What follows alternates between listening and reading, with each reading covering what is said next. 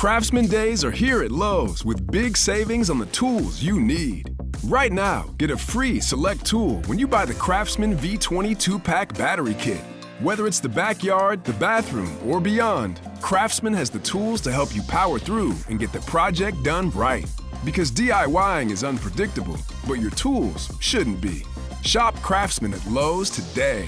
Valid through 6/18 while supplies last. Selection varies by location. Nats Chat is brought to you by Walters. Walk on over to Walters as the XFL has returned to D.C. at nearby Audi Field. Next home game is Sunday, March 5th. This Nats season, make sure to add Walters to your pre- and post-game routine, just across the street from the ballpark.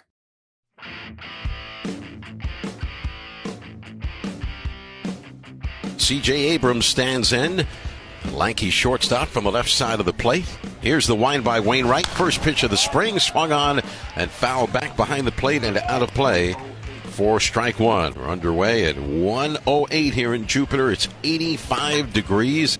And welcome to Nats Chat for Monday, February 27th, 2023, along with MASNsports.com Nationals insider Mark Zuckerman, who is in West Palm Beach, Florida, site of National Spring Training. I'm Al Galdi, host of the Al Galdi podcast. Great to have you with us. Exhibition games have begun. MacKenzie Gore was the Nats starter for their Grapefruit League opener on Saturday afternoon. The pitch clocks have arrived. Mark Lerner was at Nats camp within the last week. We have plenty to get to.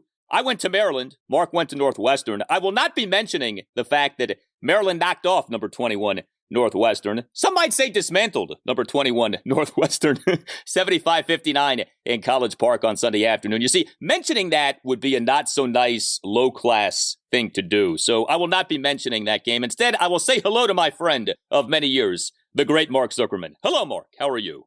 Well, hello, Al. I appreciate you not mentioning the outcome of that game. I won't mention the fact that Maryland students at that game are chanting overrated at Northwestern. What kind of bizarre world are we living in which Maryland fans find the need to chant that? I'm almost stunned they didn't storm the court after such an impressive win over a ranked opponent like that. I give them credit for holding back and not, making too big a deal out of what was obviously a gigantic win for the Terps. Well, after we tape this installment of the podcast, I'm headed down to College Park. We're going to engage in some couch burning, which is a time-honored College Park, Maryland tradition after big Maryland basketball wins. So this qualifies as a big win. Hey, you guys were ranked. Our team was not. Remember that. When Northwestern wins a big game, we go to the library. That's the difference between the schools. I got you. Well, listen, Nats camp is going on. It's great to have actual games now to sink our teeth into. I know that there hasn't been a lot of hardcore news at Nats camp within the last, week or so, but we definitely, I think, have some interesting items to get into here. But, with the game starting in terms of Grapefruit League action and Cactus League action, really interesting. And I know the sample size is small, but pitch clocks have been all the rage over these last few days. And, I don't think anyone wants to overreact to what we are seeing. But boy, this feels like this could end up having the exact desired effect that baseball wants in terms of games moving in a much quicker fashion. The Nationals over the weekend played 3 Grapefruit League games. The times of those games, 2 hours, 26 minutes, 2 hours, 7 minutes, 2 hours, 28 minutes. I know that some spring training games are short to begin with, but man, you were there. What did you think? It seems like these pitch clocks already are having an impact. Al, the pitch clock is real and it is spectacular. This is legitimately a huge deal. And yeah, it's spring training. You want to reserve judgment a little bit. I want to see in a real game what the effect is. It's going to be a little bit different, but you can't argue with the results here so far. And it's not just the Nationals, it's across the sport. I think maybe there hasn't been a game more than 307 or something across the majors at this point as we tape this. It's really noticeable. And I might even say, I withhold judgment on this, but at the moment, I might even say it's a little bit too much. These are moving really fast. And what I'll be interested to see, I felt like, especially watching the game here on Sunday, pitchers had the ball and were ready to go with 10 seconds left on the clock. They were really moving quick. They could take more time if they wanted. And I wonder if they'll start to adapt to that if they're almost overcompensating at the moment because nobody wants to get called for that and they're still learning how it all goes. So there's actually some room for them to slow down. And I wouldn't be surprised if that happens. In my mind, I kind of like what I think a perfect 9-inning baseball game is. I think it's probably around 245. would be, typical. And then maybe a little bit longer game, tops 3 hours, and a really quick game's about 2.5 hours. If you're talking about the average time of game at 2:30 or less, I almost feel like that's a little too quick. Now, we'll see. Again, there's a lot that can change once you start adding TV commercials, more pitching changes, big situations late in games where you want to, think about it a little bit more. That might change it. But it has been really noticeable, really quick. But I will say, for the most part, everyone has been in support of it. I haven't heard a lot of complaints necessarily, just an acknowledgement that they need to adapt to it. But I think they like the end result.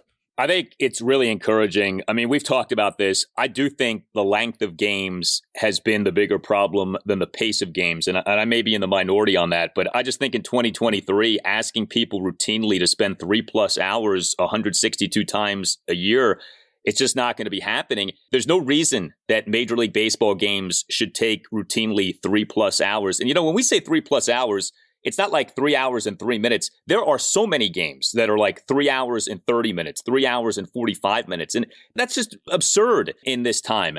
And it doesn't have to be this way. And, I was thinking about the whole pitch clock thing. Like, yes, on the one hand, we're only talking about, a few days of exhibition games. Like, we need to see more. On the other hand, time is time, right? So like 8 seconds now is the same as 8 seconds a month from now. 30 seconds now is the same as 30 seconds a month from now. So if games are shorter from the get-go, that's probably what is going to end up being the case. Like if something like the pitch clocks is going to work, it should work from the get-go. Like that makes logical sense, right? With the concept of time, unless, our whole mode of time is about to change, which I don't think is going to be happening here. So I think it's really good. And I think it's so interesting, too, that players seem to be handling it just fine. I know there have been a few infractions here and there, but you're not seeing or reading about like big blowups or anything like that. People are adjusting. And if this works, which I kind of think now it's going to work, I think we're going to all be saying, why didn't we do this sooner? Like, why did it take until now to implement something like this? I think this could be really good for baseball. So I'm excited to see more.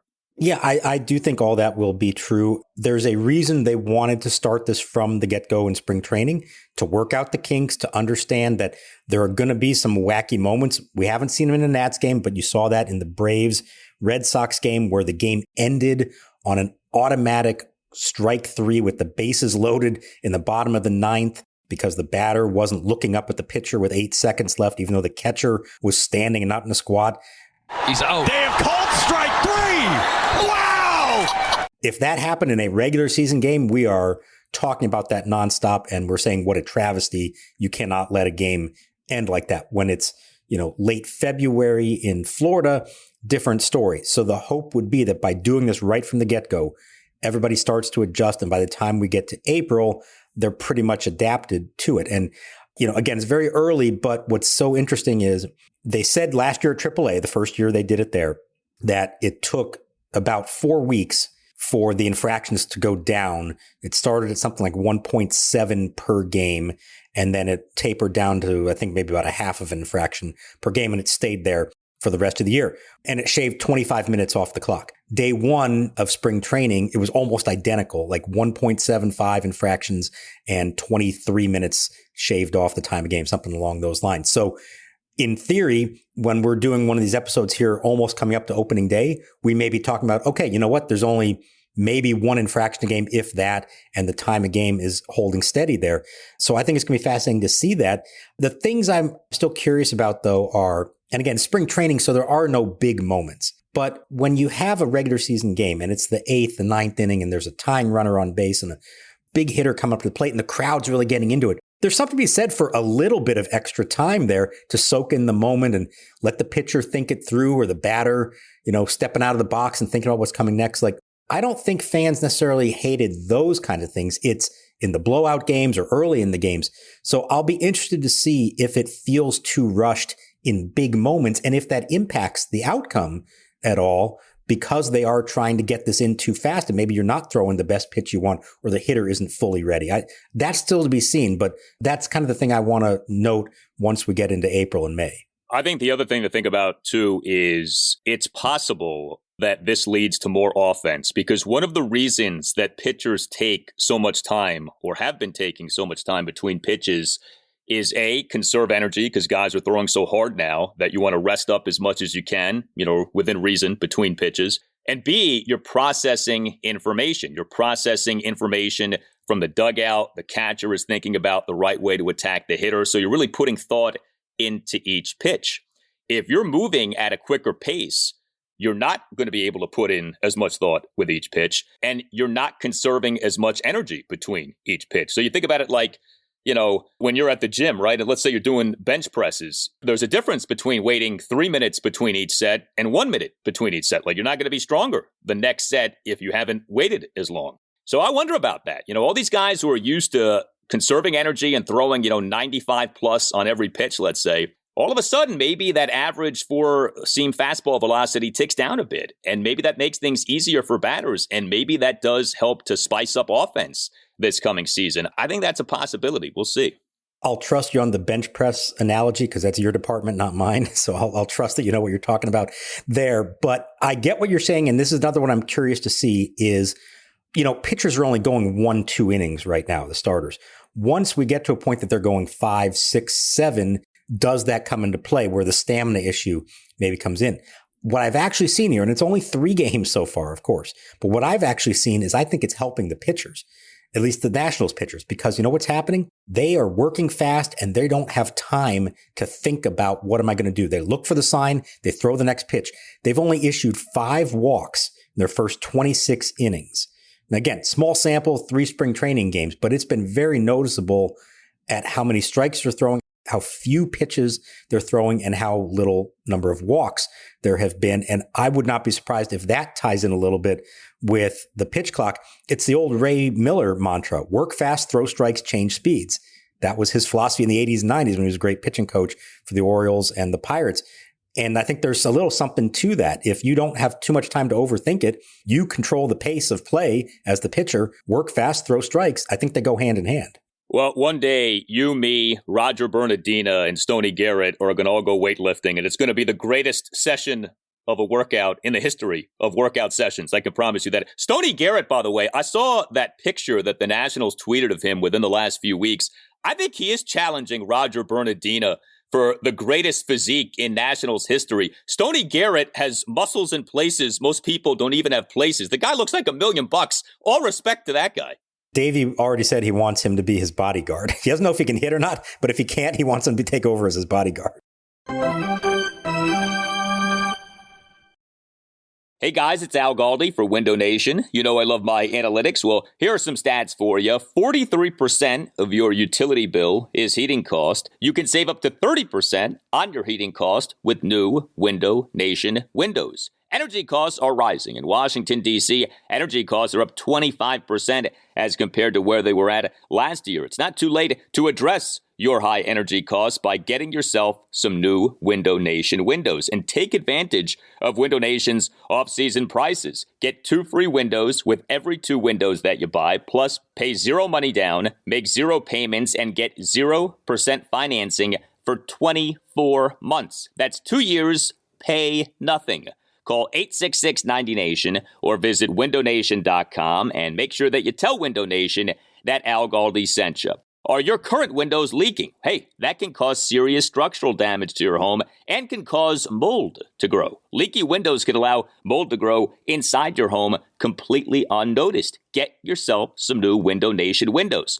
Call 866-90-NATION or visit windownation.com. That's 866-90-NATION or visit windownation.com. And tell Window Nation that you want what you heard about from Al Galdi. 2 free windows for every 2 windows that you buy, plus 0 money down, 0 payments, and 0% financing for 24 months. 866-90-NATION or windownation.com and tell Window Nation that Al Galdi sent you.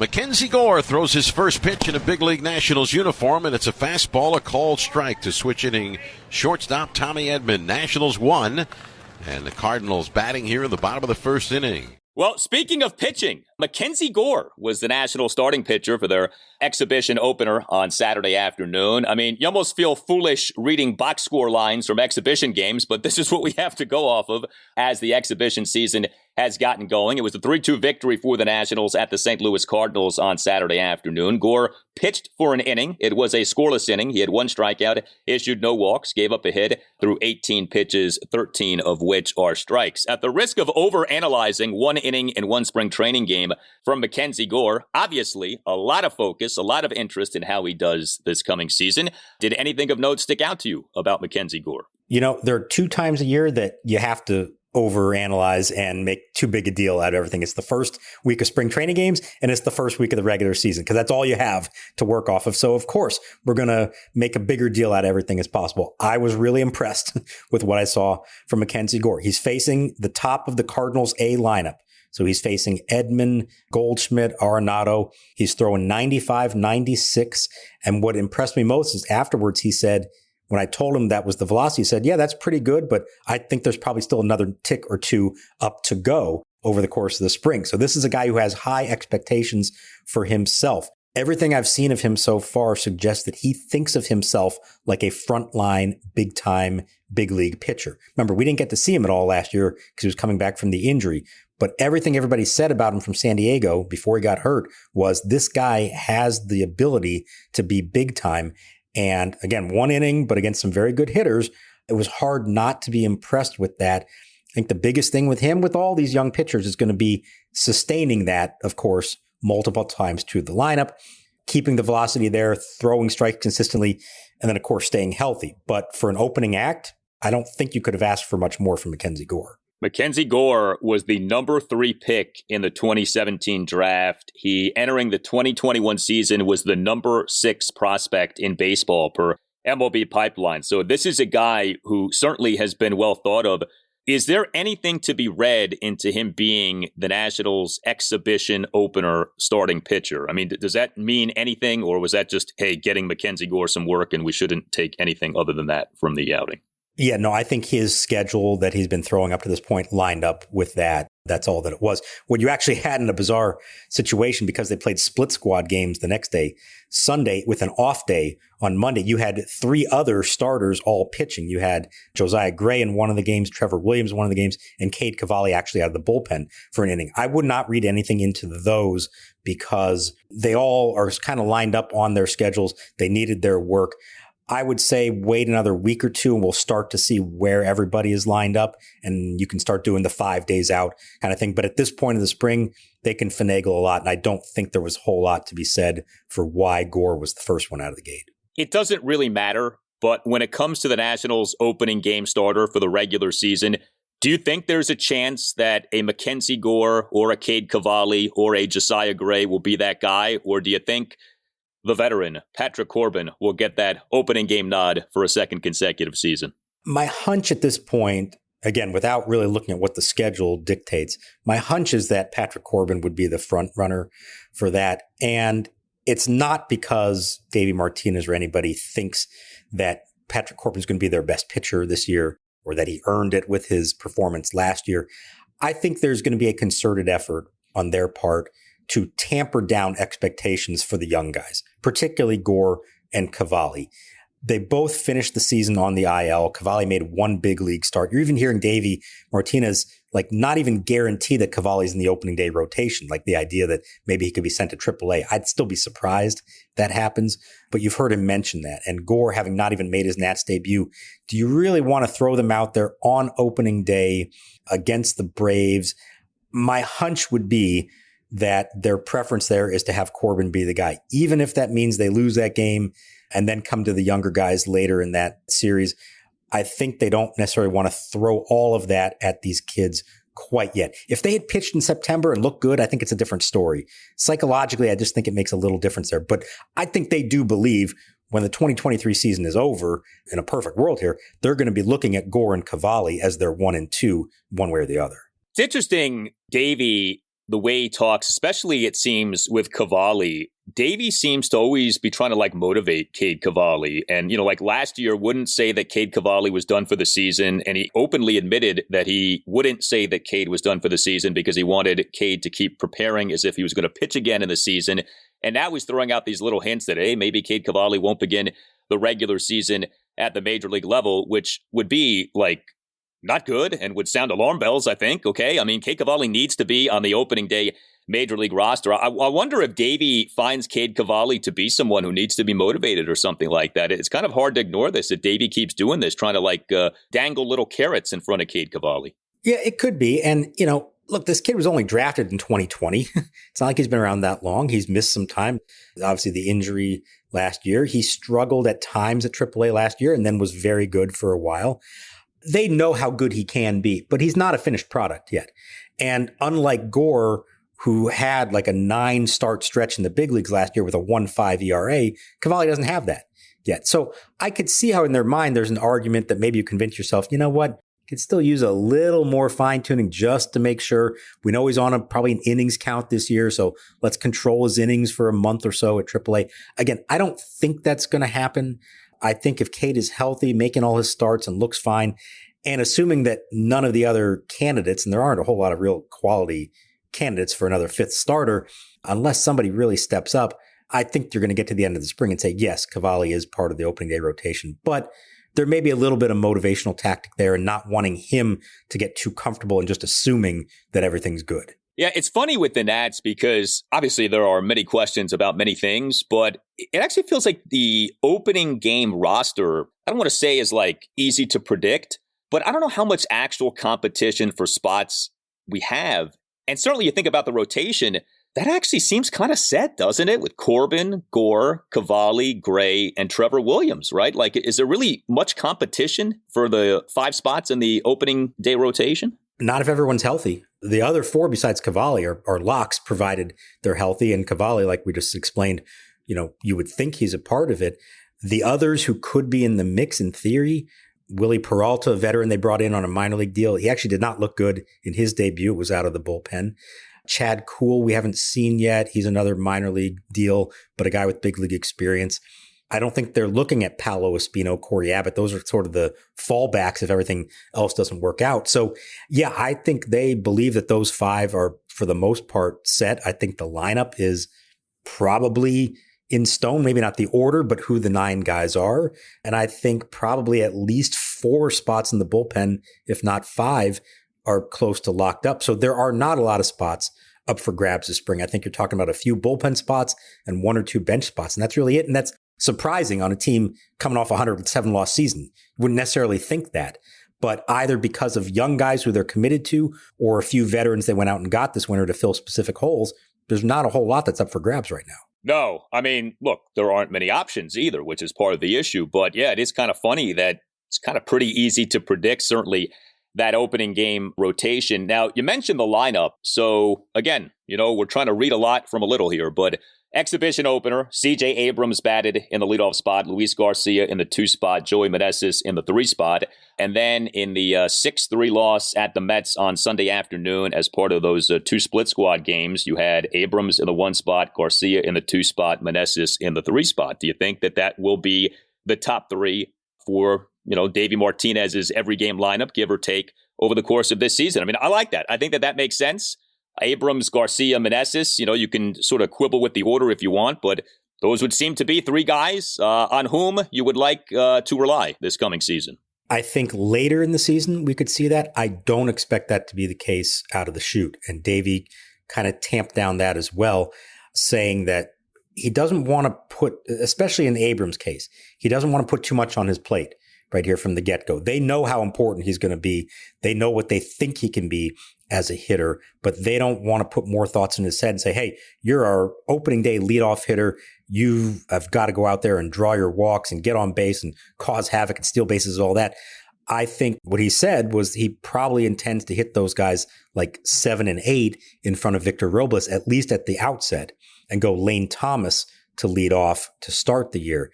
Now, if they really look good in the spring, that could change it. And I do think once they start hitting, assuming they do as the season goes on, you're going to see that change. But kind of like Cavalli, seems to be a little bit of like a, hey, you're a big deal. You're our future, but we're going to be careful and not throw too much and put too much on your plate right from the get-go.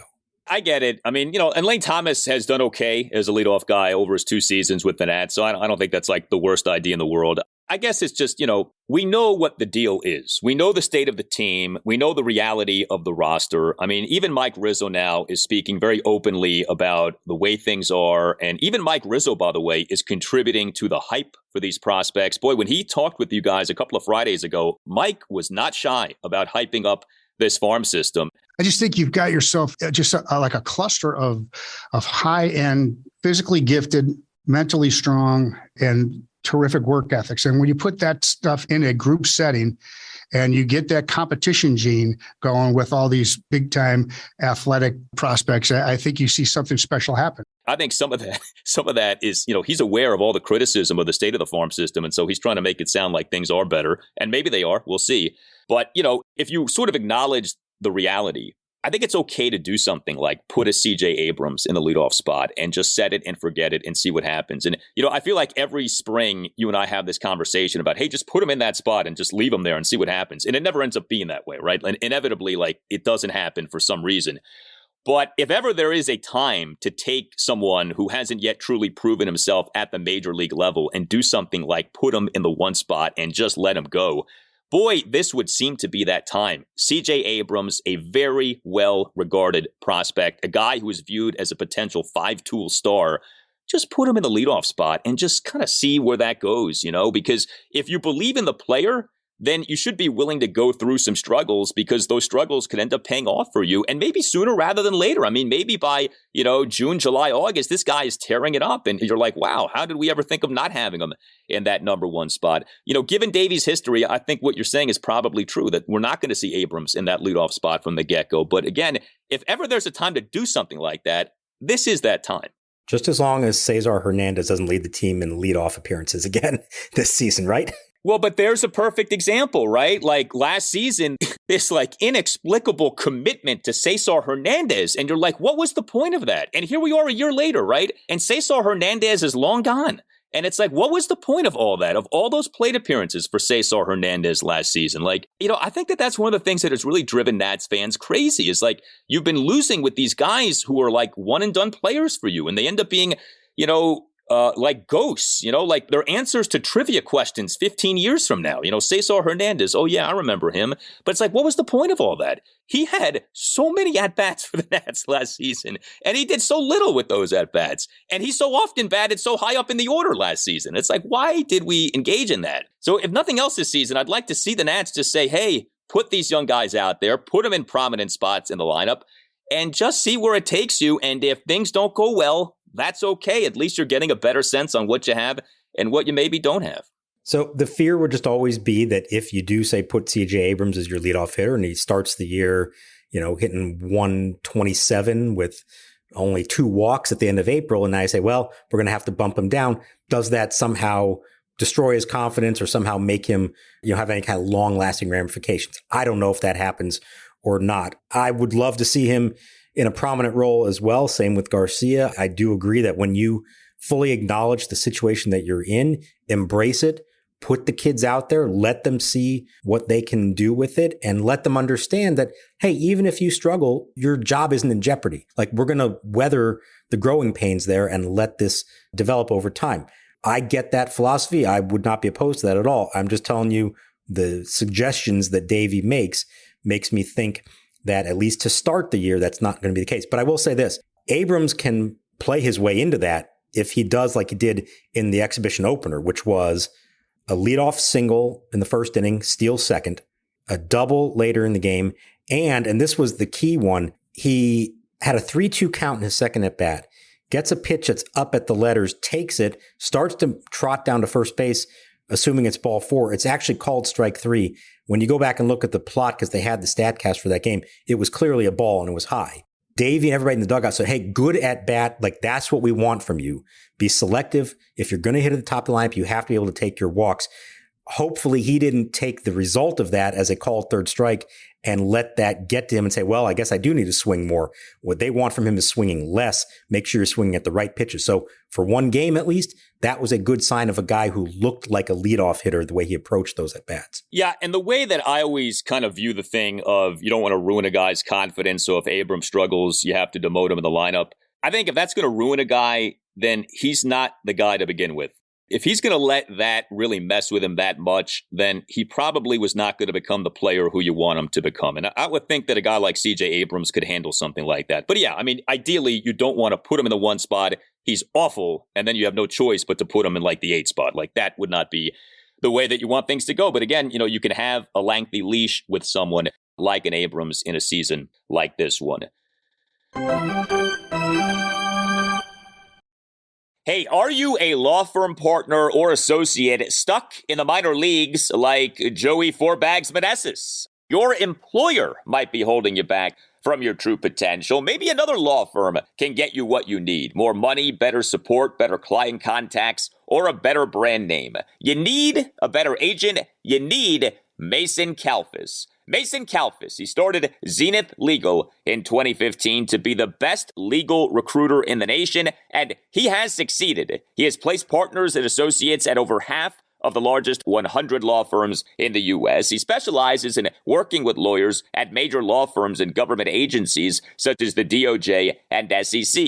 Like Joey Meneses' big breakout, Mason Kalfas can help you identify what you really need to accelerate your legal career. He will work with you to find the best law firm for your practice and negotiate you the absolute best deal, a deal worthy of a superstar free agent. The legal market still is very strong in 2022, and there's no better time than the present to think about making a move. You need to call Mason Kalfas at Zenith Legal. His number is 202-486-3535, or you can check out his website, zenithlegal.com. He has a team of recruiters across the country, but you will get tons of personal attention from Mason. It's time to launch your career into the upper deck. Call Mason Kalfas today. Go Nats and go Joey. So Mark Lerner was at National Spring Training within the last week or so, and Mark Lerner on Sunday put out, I guess, a letter to fans along those lines. The sort of headline of the letter was "From the Desk of Mark D. Lerner," and it had to do with the Nationals on Sunday having their first home game of the spring training season, and Mark talked up the Nationals prospects and expressed optimism, and that was very nice to read, and he thanked people for their condolences off the death of his father, Ted Lerner, within the last few weeks. But, it has been a long time since Mark Lerner has actually spoken to you guys. And I'm sure it was kind of, a difficult circumstance. He shows up at Nats camp. What are you going to start bombarding him with questions about the rebuild off the passing of his father? Are there any plans? Is there any expectation for Mark Lerner to speak to reporters anytime soon? Do you know? Well, I would love for that to take place, of course. I've not heard any specific plans for it. Let's be clear about this. There have not been very many times over the course of the ownership in which he has made himself available like that in like a scrum session or even in a press conference where he was the focus of it.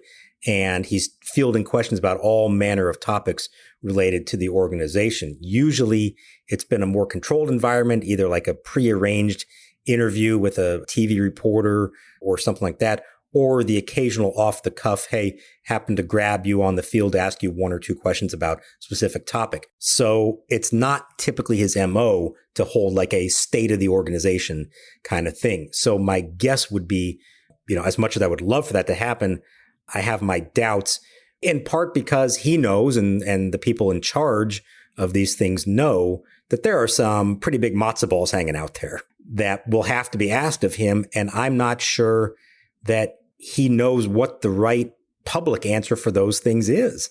Now, you can say, yeah, hey, you're the owner of a team. You should be able to give a good, coherent answer that assures the fan base of where this is going, whether it's the sale, whether it's the TV deal, whether it's payroll, whatever. But that's never really been his thing to do that. And this, I think, is where they miss someone like Stan Kasten when he was here as the team president. He was the face, the voice for ownership, for better or worse.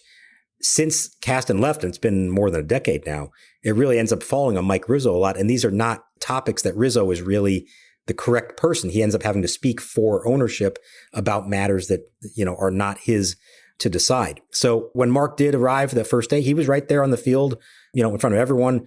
Everybody come up to say hello. I said hello to him, offered my condolences, chatted for about 2 minutes with him just about how things were going. We gave a couple of thoughts of, what he thinks about the team. None of it to be, quoted. We didn't feel like that first day we are, like you said, going to bombard him, when at that point he's less than 2 weeks removed from the death of his father. It is notable how many other owners you see around spring training kind of holding court and answering some tough questions. And you would like for that. I would love for that to be the case here.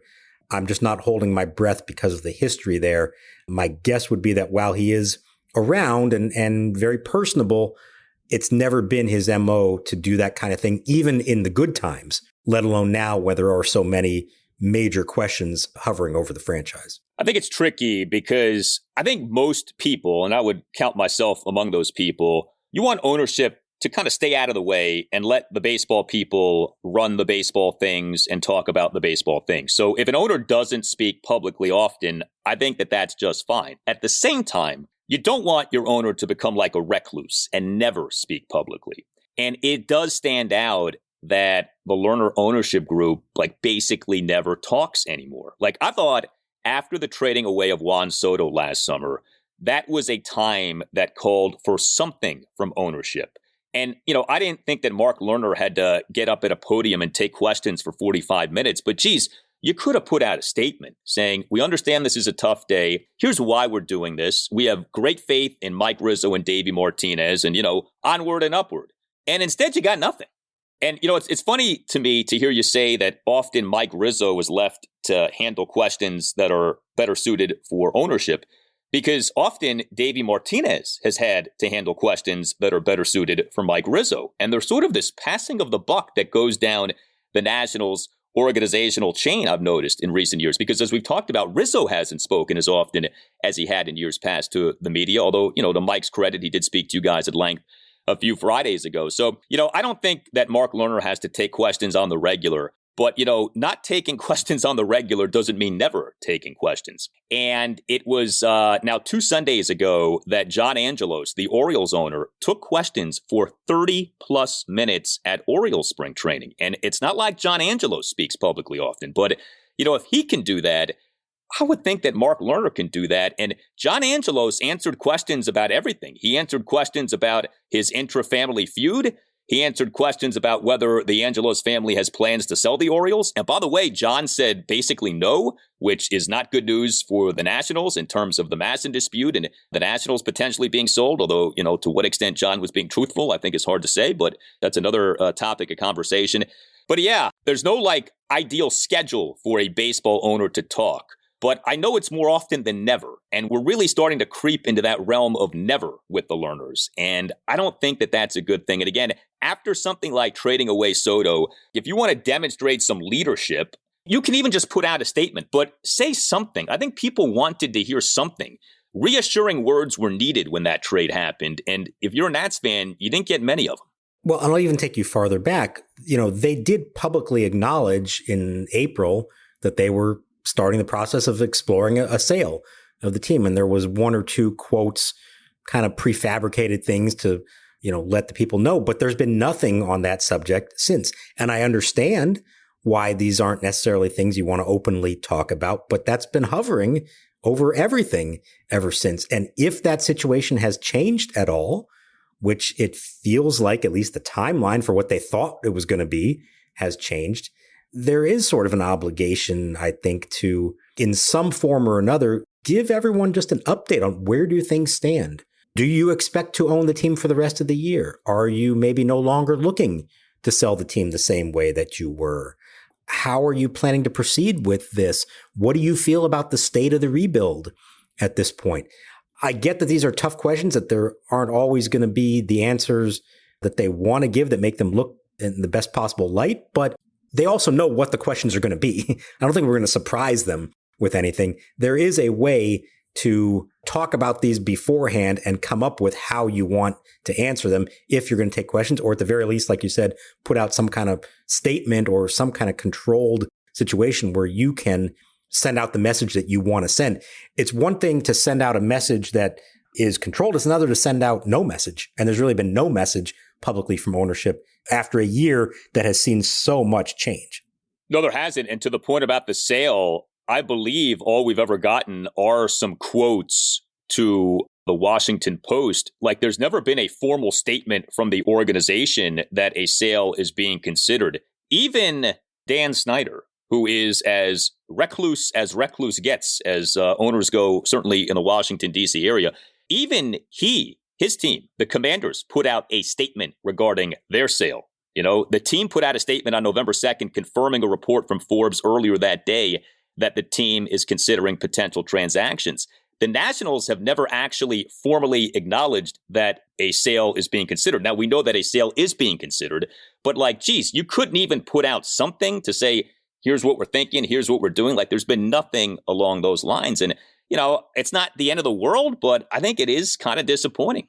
Fans are pretty understanding, I think, for the most part, when a lot of these things are happening. And the ones who pay attention, all of you who listen to us all the time, you may not agree with it, but you understand what they're trying to do right now. But I think all that fans really deep down want, and I'm not speaking about this as a reporter. Obviously, as a reporter, you want as much as you can get, but it's really as a conduit to then inform fans of what's going on. And I think what fans just really want is some acknowledgement, some guidance about what their larger plan is here.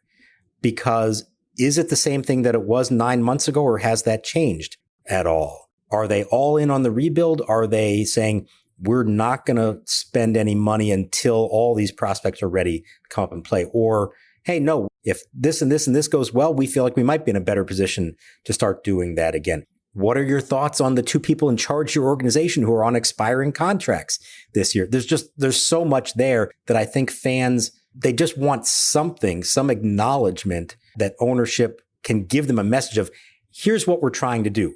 We're not there yet. It may take a while till we get there, but here's at least an outline of what we're trying to do. Yeah, you don't have to tweet like Steve Cohen. You don't have to conduct post-game press conferences like Jerry Jones, but just the occasional, hey, hello, here's what's going on. I think that could go a long way. You tell us what you think. Hit us up on Twitter at @Nats_chat. You can email the podcast, natschatpodcast@gmail.com, including if you would like to sponsor the Nats Chat Podcast. We'd love to have you. Email Tim Shovers. Again, that address is natschatpodcast@gmail.com. You can find us on Instagram at natschatpodcast, and you can get yourself or someone who you know a Nats Chat Podcast t-shirt by going to natschatpodcast.square.site. All Nationals radio highlights on Nats Chat are courtesy of 106.7 The Fan. Thank you to Tim Newmark for the great Nats Chat Podcast theme song. We'll be back with you with another installment of the Nats Chat Podcast for this coming Monday. For Mark Zuckerman, I'm Al Galdi, and we'll talk to you next time on the Nats Chat Podcast. Long set, the pitch. Swinging a ground ball, slowly hit to the second baseman. Grissom has it. Throws it away into left field. Meneses will score. Voit is up and going to third. And in at second is Cesar Hernandez.